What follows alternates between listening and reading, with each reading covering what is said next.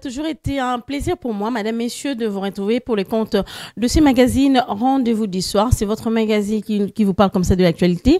On essaie de faire nos analyses par rapport à l'actualité parce que je l'ai dit souvent que vous avez le droit de vous former et de vous informer. Alors, c'est un cadeau signé CES Télévision. Aujourd'hui, on va parler de ces mouvements des coups d'État qui s'est fait très souvent dans les pays africains. Et la RDC, je ne sais pas, n'est pas encore épargnée jusqu'à présent.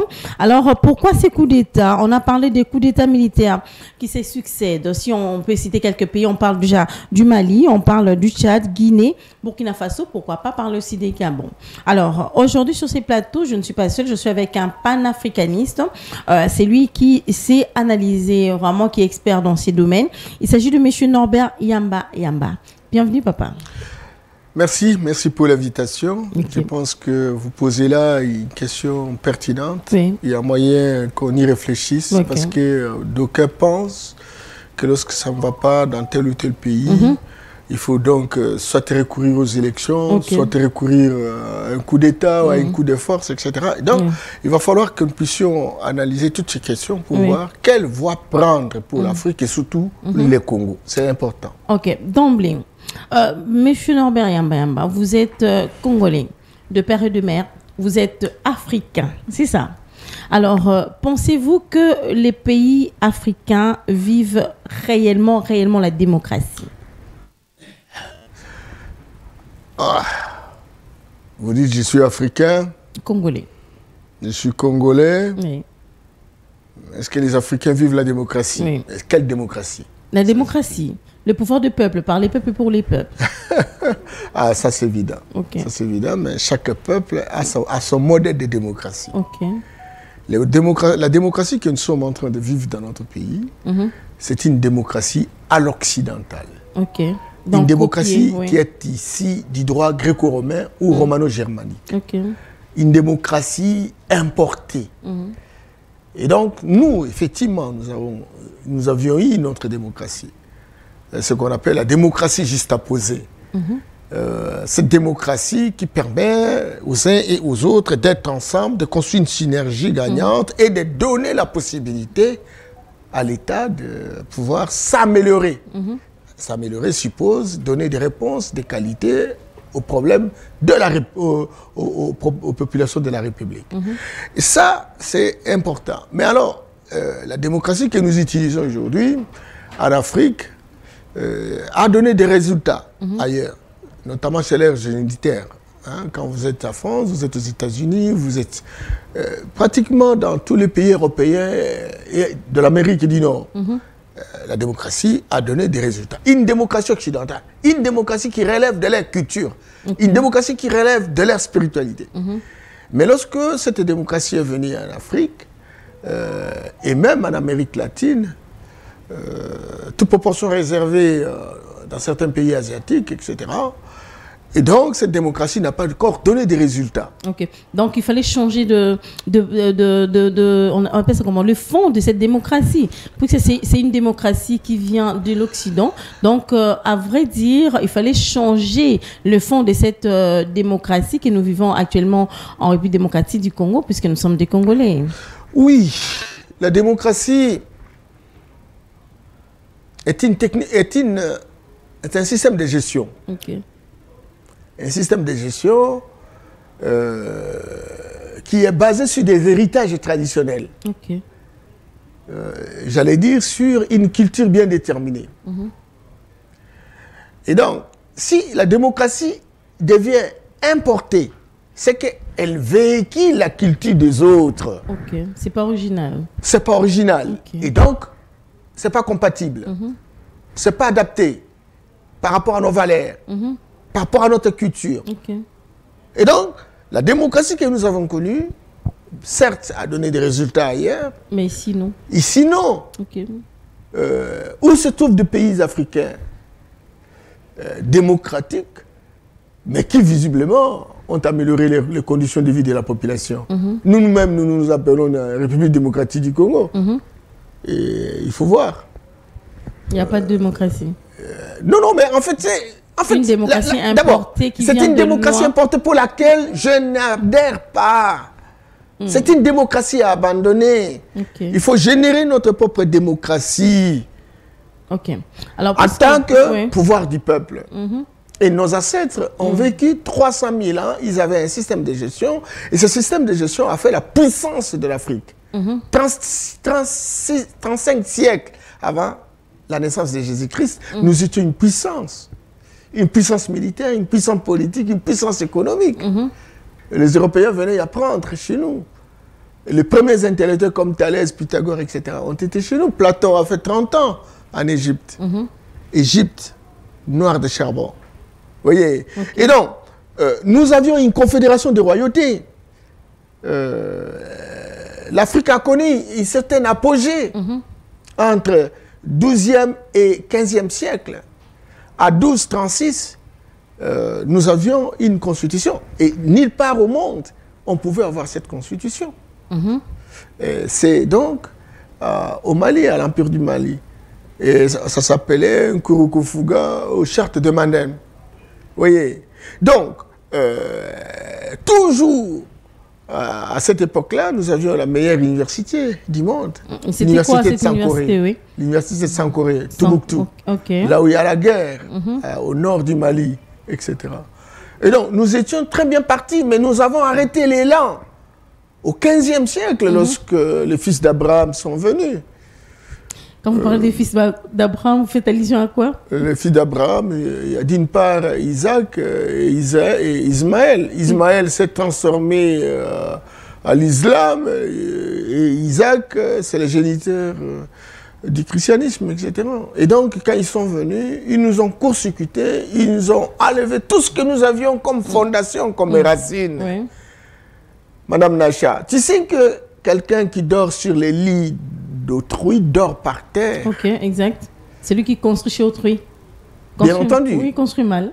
Construit pour autrui. Pour autrui. Et donc, vous ne pouvez pas prétendre dormir sur les lits de quelqu'un et prétendre avoir être bien logé. Non. On ne rase pas la tête d'une personne à son absence. Donc, si vous voulez raser quelqu'un, il faut le raser. Généralement, il doit être toujours présent. Toujours présent. Et donc, nous, on nous a rasé à notre absence. Nous n'avons pas de fondation, nous n'avons pas de racines. Un arbre fut-il un baobab? Sans racines, il tombe. Nous sommes tombés parce que nous n'avons pas de racines. Raison pour laquelle, tantôt, on est dans la démocratie, tantôt, le coup d'État, on croit que les choses vont s'améliorer, etc. Et puis, bon, voilà, au bout de temps, au bout des comptes, ben bon, voilà, donc il n'y a pas de résultat. Voilà. Belle analyse, monsieur Mbayamba. Mais en vous entendant parler, vous parlez d'une démocratie importée. Et vous avez dit que nous avons nos valeurs, donc des valeurs africaines. Tout à fait. Alors, si je parle beaucoup plus de l'Afrique, c'est parce que nous sommes des Africains. Alors, quelles sont ces valeurs que nous devons sauvegarder? Non, mais il faut... nous avions vraiment ces valeurs. Malheureusement, nos anthropologues, nos sociologues sont des hommes et des femmes qui sont fondamentalement des atouts, des abrutis fondationnels. Abrutis, ok. Des analphabètes culturels. Vous me demandez ces valeurs-là. Mais on aurait pu véritablement être suffisamment édifiés par nos scientifiques. Or, nos scientifiques sont essentiellement des pseudo-chercheurs politisés. Essentiellement des analphabètes fondationnels, c'est-à-dire qu'ils n'ont pas de fondation. Lorsqu'on n'a pas de fondation, c'est qu'on n'a pas l'essentiel de valeur de sa société. Et donc, tout ce que nous apprenons sont des choses qui ont été inventées par les autres, et les autres ont inventé ces choses en fonction de leur espace, en fonction de leur culture. Et donc, on nous prend les résultats de ces cultures-là, de ces recherches-là, réalisées dans un environnement bien déterminé, pour les appliquer chez nous. Donc, alors maintenant, nous devenons essentiellement des perroquins, des récitateurs, des répétiteurs, essentiellement de ce qui a été inventé ailleurs. Alors maintenant, pose-moi la question. Ceux qui ont inventé la télévision, ils l'ont inventé où? C'est dans leur environnement. Est-ce qu'ils vont réciter? Ah non, ils connaissent le secret de la fabrication, par exemple, d'une télévision. mutandis, pour la chaise, pour les avions, les bateaux, etc. Et donc, nous avons perdu. Les habits, tout ce qui existe. Parce qu'en réalité, nous avons perdu. Que nous utilisons. Nous avons perdu. Alors, nous avons perdu simplement parce qu'il y a des gens qui sont venus pour dire, écoutez, ne travaillez plus. Tout ce que vos ancêtres vous ont laissé, c'est de la foutaise. Il faut abandonner ça parce que c'est de la sorcellerie, c'est diabolique. Nous avons des recettes. Si vous voulez avoir un habit, nous allons vous donner l'habit. Mais quelle sorte d'habit vous pouvez donner nous pouvons donner, nous, les Africains, parce que nous sommes des Noirs. Quelle sorte d'habits? Mais maintenant, c'est maintenant de se poser la question. Parce que quand je suis en train de dire ces choses, les gens disent, mais écoute, il est en train de philosopher. Il n'est pas moderne, il est archaïque. Voilà. Et on va même dire qu'il porte, par exemple, le safari occidental, etc. Non, c'est pas ça. Et puis, il critique les Occidentaux. Vous savez, tout ce temps ici, nous sommes en train de le regretter. L'Afrique, hier, n'était pas suffisamment peuplée parce qu'elle a été dépeuplée avec la traite négrière, la filière abrahamique en fait. Mais que voulez-vous? Aujourd'hui, nous sommes partis au 15e siècle, 300 millions à 1,3 milliard d'habitants. Or, nous n'avons pas d'usine, nous n'avons pas d'industrie, nous n'avons rien en termes de ressources.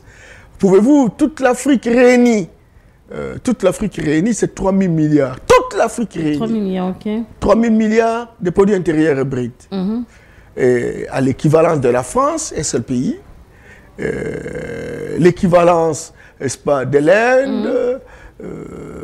Moins que l'Allemagne, moins que le Japon, moins que la Chine, moins que, n'est-ce pas, les États-Unis. Vous voyez, 54 pays réunis. Un produit intérieur brut de 3 000 milliards. L'équivalence du produit intérieur brut de la France. Ce n'est pas possible. Alors maintenant, pourquoi? Simplement parce que nous n'avons pas de production, nous n'avons pas de transformation, nous n'avons pas de chaîne de valeur ajoutée. Et c'est le génie là qui a permis aux Occidentaux d'avoir des richesses. Ces richesses qui ont permis aussi qu'ils puissent résorber le chômage de leurs enfants. C'est ce secret-là. Et ce secret réside dans la science. Et nous avons abandonné la science parce que les Occidentaux nous ont dit, nous allons tout vous donner. Mais parce que nous sommes colonisés par les Occidentaux, c'est ça aussi le problème. C'est ce que je voulais dire. Voilà. C'est ce que je voulais dire, nous sommes des prisonniers. En d'autres termes, comment, monsieur, on peut se rattraper? Puisque vaut mieux, on dit souvent, non, vaut mieux la fin du jeu que son commencement. On a mal commencé peut-être jusqu'à présent. On a été colonisé, on a adopté la culture européenne, on a tellement copié les Occidentaux. Alors comment on peut se rattraper? On peut se rattraper justement en faisant ce diagnostic, qui du reste, ce n'est pas à l'ordre du jour, dans la classe politique, même dans la classe intellectuelle. Beaucoup disent que ça ne marche pas, les Occidentaux ont fait ceci, etc. Toutes les théories de Samir Amin, toutes les théories de Kofi Gomez, de tous, notre tien, Krata Diop, Théophile Obenga, etc., démontrent très clairement que nous avons été infantilisés, clochardisés, instrumentalisés par les Occidentaux, l'impérialisme occidental.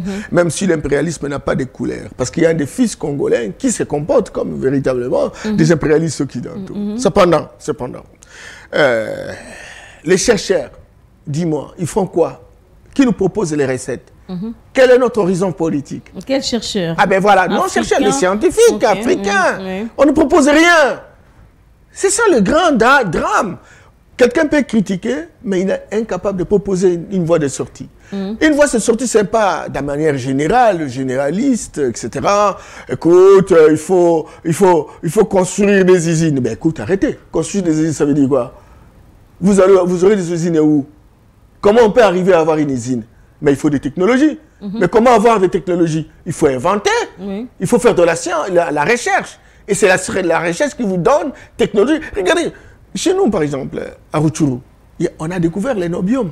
L'énobium sert à la stabilisation du fusée. Le coût d'acquisition d'un fusée, c'est de 10 milliards de dollars. Si dans l'hypothèse, nous, on avait le génie, et on connaîtrait les vertus, par exemple, d'énobium, et on inventerait des technologies qui permettraient de transformer l'énobium à différentes richesses, en différents produits, qui serviraient parfois peut-être aux véhicules, parfois aux fusées, aux satellites, etc. on irait loin. Mais non, à qui la faute? Parce que l'homme blanc a inventé l'avion, l'homme blanc a inventé les téléphones, mais nous, on n'a rien inventé. C'est ça le problème. C'est l'homme blanc qui nous a supprimé pratiquement cette capacité d'invention. Il était tellement gourmand que, bon, il a trouvé tellement de richesses chez nous. Parce qu'aujourd'hui, l'Afrique a un tiers des richesses du monde. Nobium, on est en train de les chercher là-bas, mais on en trouve à gogo. C'est pourquoi ils organisent des guerres récurrentes, n'est-ce pas, dans l'est de notre pays. Parce que nous avons des richesses, on ne sait pas les utiliser. Eh bien voilà, oui. donc non seulement nous ne savons pas les utiliser, mais ils ne veulent pas que nous puissions savoir. Regardez comment nous... Allez dans le Nord Kivu. Mais non, là, vous acceptez que l'homme blanc a plus de connaissances que l'homme noir. Non, ouais, c'est pas ça. Oui, parce qu'on découvre les matières premières ici en RDC, mais pour les utiliser, il faut que l'homme blanc nous apprenne, c'est ça? Non, mais nous connaissions. Oui. Vous savez que nous, on a connu la métallurgie avant que les blancs n'arrivent. Oui. Il y a eu des forgerons dans notre pays. Au XVe siècle, je vous ai dit que nous étions vraiment en avancée spectaculaire. Malheureusement, cette invasion abrahamique, etc., nous a pratiquement fait défaut. Est-ce que c'est pour autant dire que l'homme blanc est plus intelligent? Moi, je dis non. Parce que nous avons connu 300 000 ans de règne de cette humanité. Les blancs sont arrivés il y a 40 000 ans. Il y a 40 000 ans. Donc, il est anormal de dire, celui qui a vécu 300 000 ans ne connaît rien, et ceux qui sont venus connaissent mieux. Non. Certainement que chaque peuple a ses stratégies. Oui.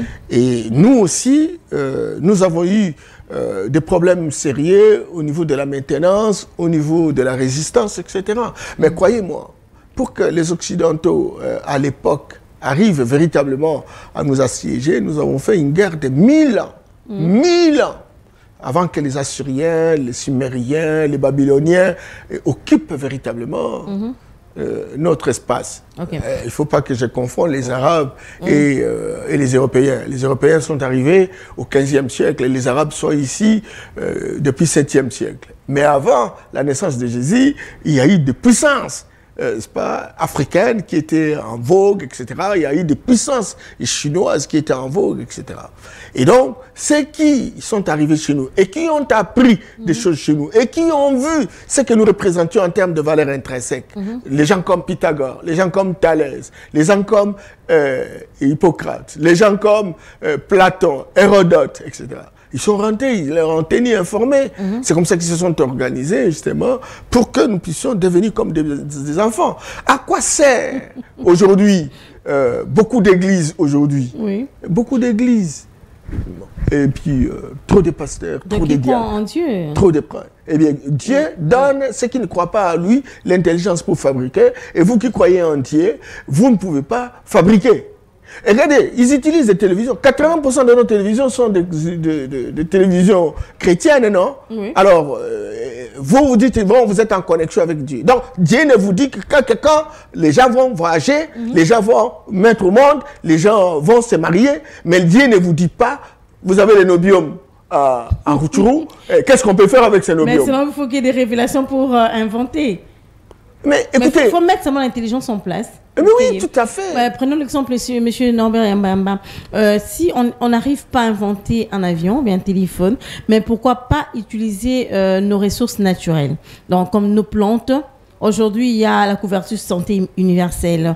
Le chef de l'État a essayé de rendre gratuite la maternité. Alors, pourquoi pas en profiter de cette occasion, nous, les chercheurs africains, précisément congolais, pour mettre en avant nos plantes, par exemple. Bien entendu. Et coup de chapeau à son Excellence, Monsieur le Président de la République. Toute ma déférence est renouvelée, et vous le savez. C'est vrai que la couverture de santé universelle est une approche fondamentale qui s'occupe de la pauvreté. C'est-à-dire, en fait, des gens qui n'ont pas suffisamment de moyens et qui peuvent véritablement avoir accès à cela. Et c'est une avancée spectaculaire. Cependant, le Congo a 110 millions de personnes. Alors maintenant, il faut que cette couverture puisse justement être arrosée sur l'ensemble du territoire. C'est la santé universelle. Hein. Certainement qu'il faut commencer quelque part et nous saluons naturellement les efforts du président. Mais il faut accompagner, comme vous l'avez dit. Santé universelle. Oui, avec quel produit? Aujourd'hui, il y a nos 60% des produits qui sont en circulation, qui sont fabriqués dans toutes ces usines ici, sont des produits empoisonnés. Bon, je m'excuse beaucoup entre guillemets. Ces produits-là... Mais qui guérissent quand même. Oui, momentanément, mais qui vous consomment en petit fait. C'est vrai. Je vous assure. Les produits dont on fabrique derrière la maison ici, ou tous ces expatriés asiatiques, etc., ils sont en train de fabriquer parce qu'ils ont trouvé un terrain fertile, même des graines pourries germent bien. Tu vois, nous avons la faculté de médecine ici, nous avons la faculté de pharmacie, etc., surtout la pharmacie. Regardez, nous avons une superbe végétation qui aurait pu véritablement servir, n'est-ce pas, à nos chercheurs de pouvoir imaginer que telle feuille, plante pourrait servir à traiter tel ou tel. Écoutez, il n'y a même pas une relation entre nos médecins modernes et nos médecins traditionnels. Et nos médecins modernes ne connaissent même pas le nom de plantes qui sont chez nous. Il ne faut que bloquer tout ce qui vient de l'extérieur. Il va vous citer Hippocrate, mais il ne connaît pas Imhotep, qui est fondamentalement africain et qui a enseigné Hippocrate et qui est respecté aujourd'hui le père de la médecine moderne. Vous voyez, donc, les contenus des enseignements que nous recevons dans nos universités, c'est essentiellement conçu par l'extérieur. Vous voyez, regardez, combien de pygmées qui sont à Bikoro, qui sont, je ne sais pas, Ingende, qui sont, je ne sais pas où, à Mambasa, etc., qui connaissent la forêt et qui connaissent les vertus médicales de nos plantes. Pourquoi on n'aurait pas de pygmées venir à l'université enseigner à nos étudiants? Maintenant, ils doivent commencer d'abord par inventer, c'est ça, M. Mbemba? Oui, mais on invente quoi? Il faut partir de la source. Avec des plantes, c'est plus facile, non? Oui, mais c'est justement ça. Mais il faut revaloriser la médecine traditionnelle. Les Chinois n'ont que la médecine traditionnelle. Les Indiens n'ont que la médecine. Il faut aller à New Delhi. Vous allez trouver des Américains, des Européens qui viennent se faire soigner. Pourquoi? Parce qu'ils ont valorisé leur médecine. Très bien. Ils ont valorisé leur médecine. Nous, notre médecine, il faut écouter. Moi, j'étais, je sais pas, à Lubuntu.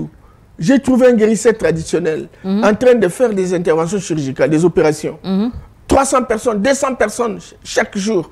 Et lorsqu'il termine l'opération, la personne est cicatrisée les soirs. Directement. Et il rentre chez lui. Directement le même jour. Directement le même jour. Oui. Et je viens à Kisangani, écoute, j'organise une conférence. J'ai dit, vous médecins, vous pharmaciens, allez-y, il y a une technologie à Osio sur la route de Walikale. On m'a dit, monsieur, arrêtez, c'est la sorcellerie.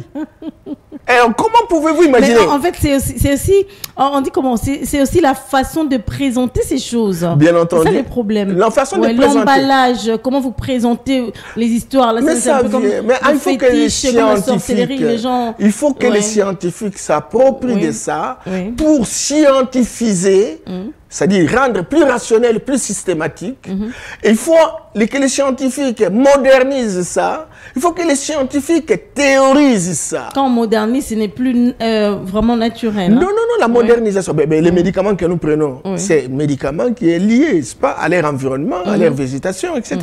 Mais ils ont mis de la science, ils ont modernisé, ils ont théorisé, ils ont scientifisé. Et donc, ça moderne. Écoutez, le véhicule qui a été fabriqué au 19e siècle, ce n'est pas le même véhicule aujourd'hui. Donc, on améliore au fur et à mesure qu'on avance et la science permet véritablement de rationaliser, de systématiser un domaine précis. Voilà. Et nous avons abandonné la science. Nous croyons que c'est la prière qui va véritablement nous donner des solutions. Or, les mêmes personnes qui nous ont amené la prière, écoute, ils sont dans la science et nous, on est resté avec la prière. Et on croit qu'on va changer la situation avec la prière. La prière peut aider à construire l'intensité de la foi pour croire à quelque chose. Parce que quand on croit, et ça se réalise, c'est vrai. Mais ce n'est pas la prière qui va nous donner le modèle des maisons. Regardez les maisons chez les Coréens. C'est leur type traditionnel. Regardez les maisons chez les Chinois, les Japonais et compagnie, etc. Y compris les Occidentaux, ils ont leur modèle qu'ils ont importé chez nous ici. Qu'ils ont exporté chez nous ici. Tu vois? Donc, nous avons besoin, naturellement, de connaître ce que les ancêtres ont vécu. Il y avait des ancêtres qui ne connaissaient même pas. Il y a quelqu'un qui va mourir, il n'est même pas tombé malade 2 ou 3 fois. Tout simplement parce qu'il y avait un environnement. Il y avait des vertus. Ils utilisaient des plantes que nous avons dans notre environnement. Pourquoi on ne le ferait pas? Pourquoi on ne peut pas identifier toutes ces plantes et on scientifise. Je ne dis pas qu'on s'arrête à l'état brut. Oui. Il faut à un moment donné que nous puissions véritablement nous approprier de ça, scientifiser, c'est-à-dire rationaliser, moderniser et théoriser. À ce moment-là, on prend ces résultats-là, on les met dans les livres, on fait un programme, on commence à enseigner depuis l'école maternelle jusqu'à l'université. Oui. Mais ici, ce sont des enseignements, comme vous dit Jean-Paul Sartre, il était philosophe, et puis bon, Descartes, Général de Gaulle, etc.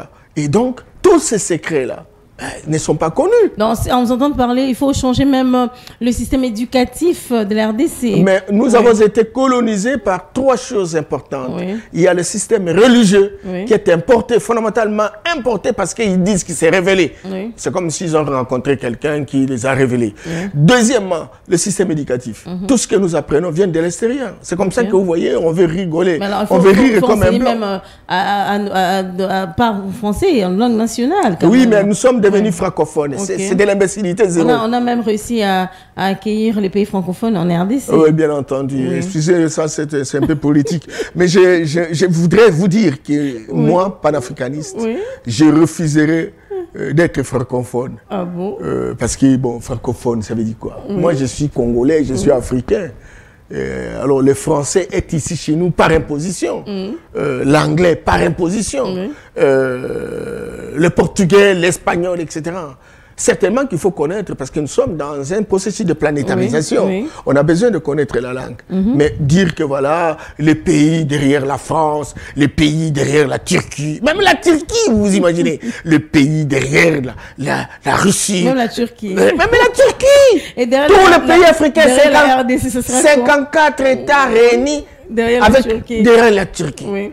L'Allemagne, l'Angleterre. Ces pays-là excellent en quelque chose. Bien entendu. C'est pourquoi je vous ai dit que la France est seule à 3 000 milliards de dollars de produits intérieurs bruts. L'Afrique réunie, 54 États réunis, c'est 3 000 milliards. Alors si je vous pose la question, qu'est-ce que la RDC peut faire pour exceller? Être aussi un modèle comme les autres pays. Bien entendu, nous sommes en train d'avancer. Nous avons tous les atouts. La population, nous l'avons, avec une moyenne d'âge de 19 ans, 65% des personnes sont des jeunes. Donc, c'est une population active. Nous avons un grand espace, 2 345 000 km, 409 000 km². Et donc, il y a de l'espace et nous pouvons profiter véritablement de cet espace pour transformer. Nous avons les richesses stratégiques. Aujourd'hui, on parle de la transition énergétique. Il y a le lithium, il y a le nobium, il y a le cobalt, il y a le coltan, le colombo-tantalite, etc. Tout ça, nous en avons, à plus de 65%. Le coltan ici, c'est pour les téléphones. Nous avons 80% des réserves mondiales. Nous avons les diamants, nous avons le cuivre, tout y est chez nous. Mais seulement, nous n'avons que les yeux pour regarder comment ceux qui viennent exploiter prêtent avec le bruit. Parce que nous sommes des ignorants. Et bien voilà, donc, il faut donc, parce que vous disiez la RDC, il y a possibilité de rebondir la RDC. Et il faut travailler dans la perspective de faire en sorte que la science nous libère. Et pas une science de répétition, pas une science de compilation. Pas cette science-là où on analyse, Balandi a dit ceci, Bertrand a dit ceci, on fait la compilation, on fait toute une thèse doctorale et on est auréolé d'un précis d'avoir fait une thèse. Une thèse qui ne peut pas servir la société à pouvoir avancer. Il n'y a pas de thèse qui rivalise le système qui a été mis en place par les Occidentaux pour dominer le monde. Et c'est justement ça, si ça devient la préoccupation gouvernementale, si ça devient la préoccupation de la classe politique, la préoccupation des intellectuels pour dire qu'est-ce que la recherche que je fais, qu'est-ce que ça peut aider à ce que nous puissions avancer dans tel ou tel domaine. Ça, on en a besoin et il faut articuler ça parmi les recettes que nous pouvons avoir pour notre pays de manière avancée. Mais si on fait la recherche pour la recherche, parce qu'on a été assistant, on devient chef de travaux, et puis on devient professeur, et puis professeur associé, professeur ordinaire, professeur émérite, et on est auréolé de ce prestige pour n'a rien laisser aucune trace pour votre pays. C'est pas normal. Ça s'appelle enseignement perroquet. Il faut quitter cela, il faut abandonner cela, il faut revenir pour un enseignement de questionnement. Pourquoi ce mur? Qu'est-ce que nous faisons pour changer ce mur?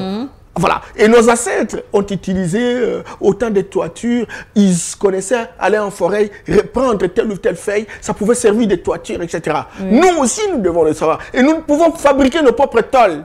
Nous pouvons fabriquer nos propres avions parce que nous avons chez nous des hommes et des femmes qui savent quitter la nuit et faire des distances et rentrer avec une vitesse de croisière. Nous pouvons fabriquer des avions, des missiles hypersoniques. Nous pouvons fabriquer ça. Ok. Oui, donc, regardez, les gens s'amusent avec on dit les mbasses ici. Oui. Les gens s'amusent. Oui, c'est mais ça. pourquoi on n'en fabrique pas une bombe? Sinon, tous ces M23 auraient pu le des débuts. Lancer les mbasses au réveil M23. Oui, voilà. Allez à la Chopo. Oui. Chez les Topoké. Peut-être, oui. Chez les Topoké, dans la province de la Chopo. Oui. Ils ont un liquide, et quand ils mettent sur les yeux, c'est fini, ils peuvent voir à 2000 km. Les Blancs ont fabriqué les satellites. Hein. Ah bon? Eh bien, nous pouvons en fabriquer. Nous vendrons des satellites et nous aurons de l'argent. On va affecter ça dans l'enseignement, on va affecter ça dans la santé. C'est un grand travail en tant que panafricaniste de répertorier toutes ces personnes-là, de les mettre ensemble. Qu'est-ce que vous pouvez apporter à la RDC donc, par rapport à la situation de l'Est? J'étais même des mbas sur M23, comme ça, la guerre sera finie. On fabriquerait même des bombes, on fabriquerait même des armes, etc. Chez nous, je me rappelle bien, quand je fais toutes ces recherches, etc., oui. Pendant la guerre, on a des abeilles. Ah bon? Et il y a une bombe incroyable avec les abeilles. Ah bon? Alors, on peut moderniser ça, on peut théoriser ça, on peut scientifiser ça. On en fait, par exemple, un bloc où on peut vous larguer et vous êtes tous foutus à la merde. Et ça, on en a besoin. Et c'est comme ça, et peut-être on s'est éloigné de plus en plus de notre sujet, oui. Pour dire que oui, aujourd'hui, oui. Tantôt, il y a des gens qui pensent qu'il faut la démocratie. Oui. Il y a des gens qui pensent que non, si ça ne marche pas, il faut faire un coup d'État. Oui. Et vous voyez combien de coups d'État. Ces coups d'État-là. Vous voyez ces coups d'État-là en Afrique, les gens, etc. Il faut que les gens comprennent ça. Je ne le fais pas pour m'amuser. C'est pour éclairer la lanterne de l'opinion. Ce n'est pas bon de parler de ces choses-là. Parce que regarde, lorsqu'on acquiert les indépendances en Afrique, écoutez, première année, déjà à la deuxième année, la première année, Lumumba a été tué. Et pourtant élu sur base d'une démocratie, dans un parti politique, dans un regroupement politique, on a tué Lumumba. Pourquoi? Simplement parce qu'il voulait sauvegarder les intérêts de notre pays. Même patriote, et puis en 1970, 1963, on a tué au Togo Sylvanus Olympio. Tout simplement parce qu'il voulait changer la monnaie. La monnaie France, franc CFA, on voulait changer avec une monnaie nationale. On l'a tué. Et ils ont été remplacés par qui? Au fil du temps, par des militaires. Ce sont des coups d'État. Ce sont des coups d'État. En 1965, chez nous, il y a eu un coup d'État. Mobutu est arrivé au pouvoir. En 1966, c'est un militaire qui a chassé un Kwame Nkrumah, qui s'est révélé le génie politique de l'Afrique. En 1968, on a chassé Modibo Keïta. Certainement que des gens comme les Tanzaniens Nyerere ont résisté, les gens comme Kaunda ont résisté, mais ils étaient malléables. Et puis des gens comme Sékou Touré, qui étaient très résistants, etc., ont été mis en situation d'embargo, en situation difficile et compagnie, etc. Donc, il faut que notre peuple le sache. Et tous les Africains doivent le savoir. Que les questions de coup d'État n'en datent pas d'aujourd'hui. Nous avons connu, après l'indépendance, malgré que le père de l'indépendance aurait souhaité que nous puissions avoir un État fédéral d'Afrique, écoutez, les Occidentaux nous ont divisés au groupe de Casablanca et au groupe de Morovia, les progressistes et les modérés. Nous ne sommes pas mis d'accord pour que nous puissions créer un État. Parce qu'avant, nous étions un seul État, la Confédération de royautés. Et quand les Occidentaux sont venus, ils nous ont saucissonnés sous base d'une carte mal dessinée par des personnes qui n'ont jamais été en Afrique. Et maintenant, quand on a acquis l'indépendance, si c'était vraiment la vraie indépendance, on aurait pu revenir à la situation de départ qu'ils nous ont trouvée, malheureusement. Ils nous ont divisés Et ils ont laissé leur religion, ils ont laissé leur système éducatif, ils ont laissé leur système politique pour que nous puissions nous entretuer. Et que nous ne puissions pas comprendre d'où nous venons, d'où nous en sommes, où est-ce que nous allons. Et ça, c'est très important. Et ce n'est pas un coup d'État qui viendra changer la situation. On en a changé. Tous ces pères respirateurs, l'Afrique des colonels. N'est-ce pas, déjà dans les années 60, on a parlé de l'Afrique des colonels, où on retrouverait dans chaque État, etc., un colonel ou un militaire, ou un général ou un capitaine. On en a connu. Quel est leur formel? Quel est leur paradigme? Les militaires arrivent là. Quel est leur paradigme? Parce que nous sommes ici dans une situation de paradigme hérocentrique à rentabilité externe. Et donc, ils ont quel paradigme? Ils ont quelle offre politique? Ils ont quelle vision politique? Pour faire quoi? Simplement dire que non, tel ne travaille pas bien, et bien voilà, nous prenons le pouvoir pour le peuple. Et après, n'est-ce pas, Burkina Faso, on a connu un moment, il y avait Thomas Sankara, qui est devenu le célèbre des célèbres de notre génération. Mais il y a eu un coup d'État, on l'a tué, on l'a assassiné, remplacé par Blaise Compaoré, qui était militaire aussi. Et il a fait quoi? Il a fait quoi? Alors maintenant, toujours Burkina Faso. Mais il y avait un militaire qui a fait des coups d'État, une série de coups d'État. On en a fait quoi? Donc, chaque fois qu'il y a une guerre froide entre l'Occident et l'Orient, deux puissances en confrontation, donc chaque puissance a besoin d'avoir un certain nombre de pays de son obédience. Et donc, une autre puissance a besoin également d'avoir. Et alors maintenant, lorsque, dans cette confrontation, dans cette guerre, on choisit des hommes qui peuvent faire un coup d'État pour qu'ils puissent s'en approprier. Donc, c'est vraiment commodité. Mais c'est la renaissance de la guerre froide, parce que ça s'est interrompu à 90. Aujourd'hui, avec la renaissance de la Russie, cette synergie avec la Chine, et il y a des militaires qui pensent, bon, ils peuvent prendre le pouvoir par la force, et entre-temps, ils vont changer la situation. Je vous dis non.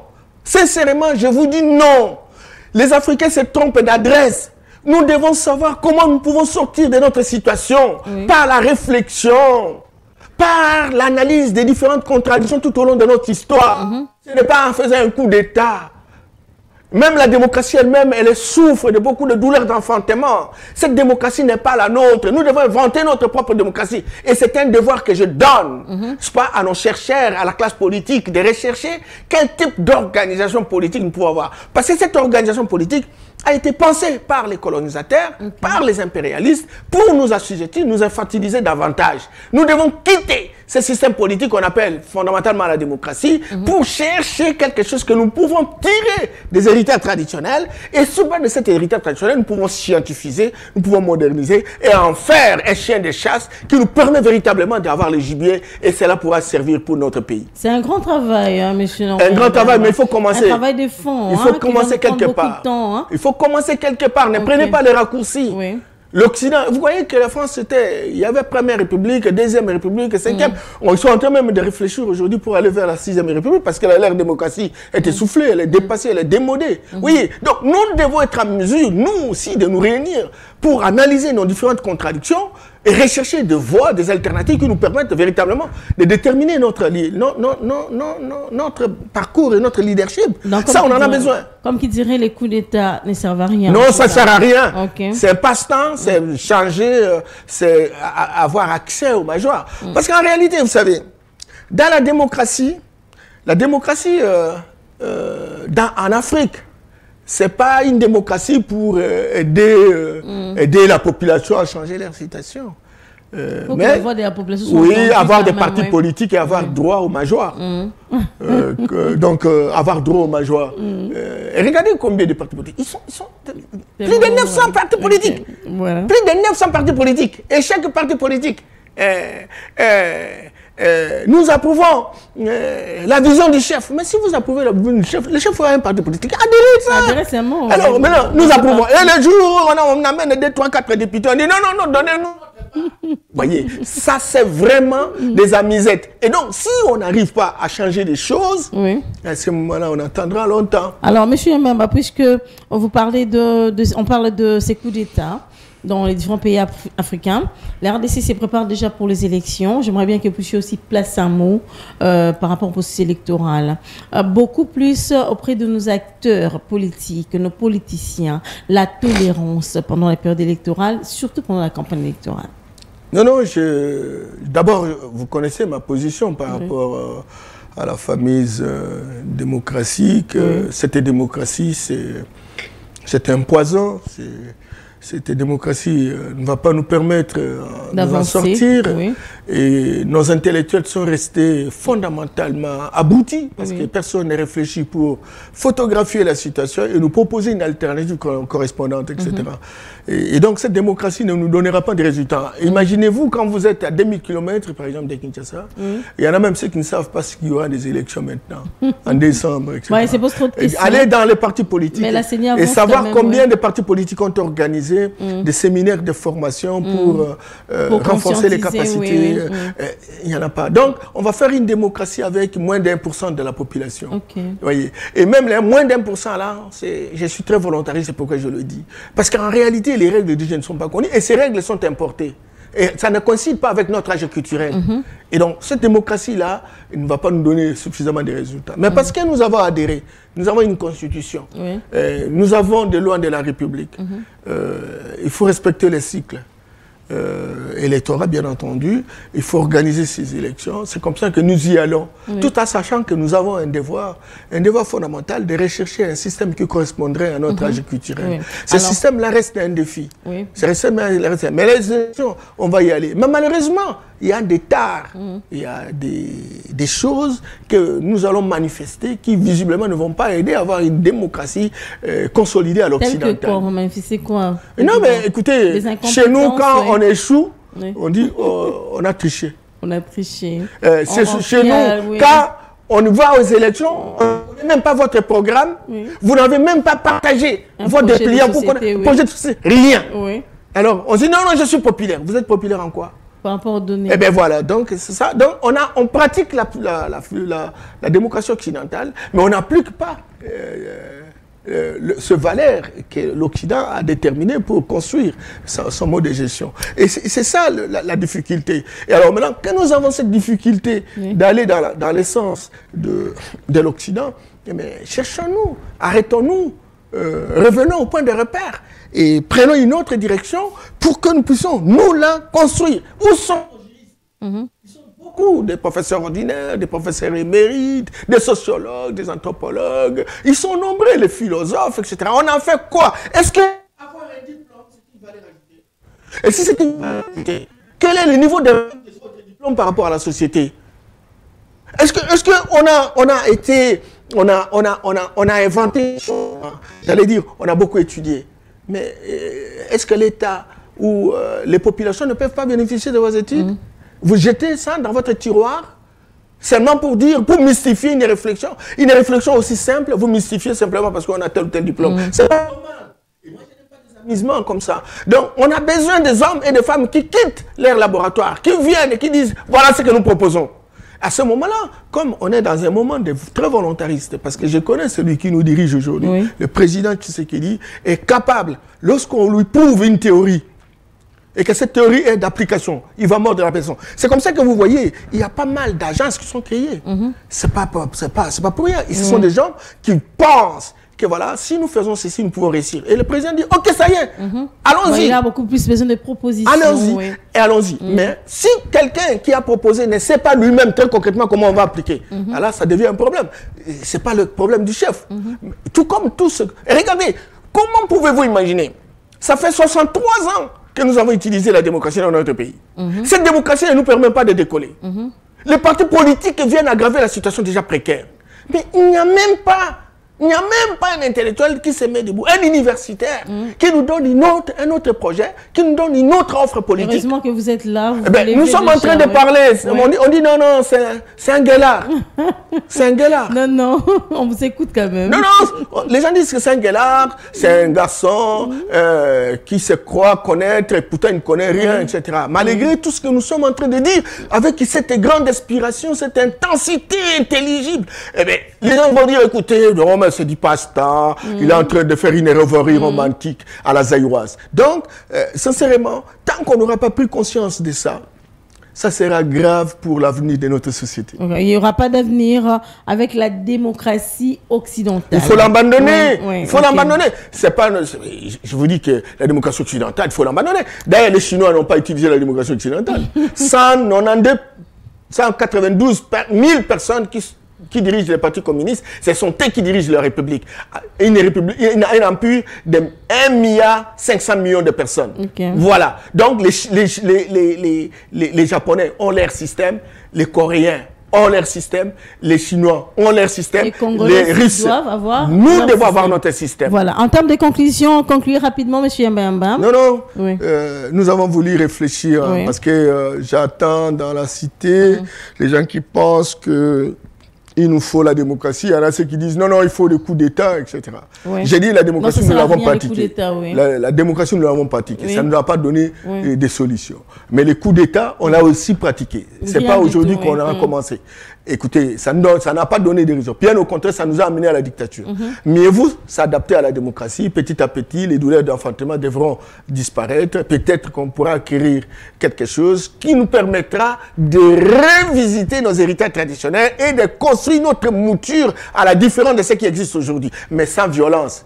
C'est ça la pertinence même de l'exercice démocratique qui constitue l'ambiance et l'esthétique. Mais du côté des coups d'État, n'acceptez pas ça. C'est pas bon. C'est pas intéressant. Quelqu'un vous dira non, mais dans certaines circonstances, lorsqu'il y a trop de résistance, il faut des coups d'État. Bon, on en a tenté. Il y a moyen aussi de réfléchir davantage pour qu'on quitte ces choses violentes, etc., qui vont davantage. J'ai vu un pays là où on a tout cassé. On va revenir à zéro. Donc, moi, j'opte pour la démocratie. Pas la démocratie à l'occidentale, mais une démocratie à l'africaine. Ça viendra avec le temps. Il faut la construire. Avec le temps. Alors que c'est un devoir pour tous les chercheurs, toute la classe politique, de revisiter, de revenir à la case départ pour dire quel chemin prendre, quelles sont les alternatives. On en a besoin. Il faut sortir des déclarations incantatoires, il faut sortir des déclarations de caniveau. On a besoin de solutions pour notre société. Et ça, on en a besoin. Ok. Merci beaucoup. Merci, madame, pour l'invitation. C'était la voix du panafricaniste. Oui. Ça va de soi. Une personne qui mène une lutte acharnée pour que l'Afrique retrouve ses vraies valeurs. Retrouve son droit d'aînesse. Parce que nous avons vécu 300 000 ans avant qu'aucune autre race, aucun autre pays ne puisse exister dans le monde. Et les Blancs viennent d'arriver il y a 40 000 ans. Le premier homme était un blanc ou un noir? Noir. Et ils nous ont trompé que c'est Adam et Ève. Et quand vous regardez les photos, Adam et Ève sont blancs. C'est de la manipulation. Et c'est eux-mêmes qui disent que c'est l'Afrique le berceau de l'humanité. Eh bien, il faut arrêter des conneries, quoi. Il y a manger à boire, madame, messieurs. Voilà.